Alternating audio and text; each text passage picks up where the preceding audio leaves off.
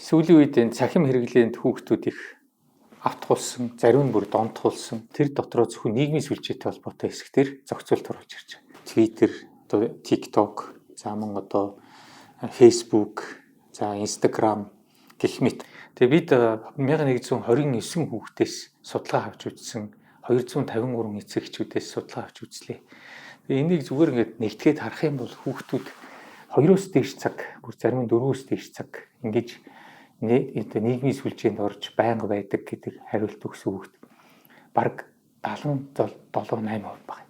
Аз жаргалын мэдрэмж нь бол ихээхэн буурдаг гэсэн ийм одоо судалгааны дүнг гаргаж шийдэ. Бид ер нь бол энэ нийгмийн сүлжээ буюу SNS орчинд 16 хүртэлх насны хүүхдийн оролцоог ер нь хязгаарлая гэсэн ийм хуулийн төслийг боловсруулж байгаа. Би бас Facebook-ийн одоо бүсийн захирлуудтай уулзж байхад бол бас ер нь бол энэ хязгаарлалтыг бол өөрсдөө хүлээн зөвшөөрч байгаа. Технологийн үед шийдвэрлэх боломжтойгоо хэлж байгаа. Янз бүрийн одоо аппликейшн, янз янзын харилцааны ийм хэрэглүүрүүд байж байна. AI өөрөө гараад ирлээ. Одоо бүтээмэл буюу хиймэл оюун. Тэгэхээр энэ бүх зүйлүүд өнөөдөр ийм сонголттой болсон учраас энийг ашиглаад явж байна.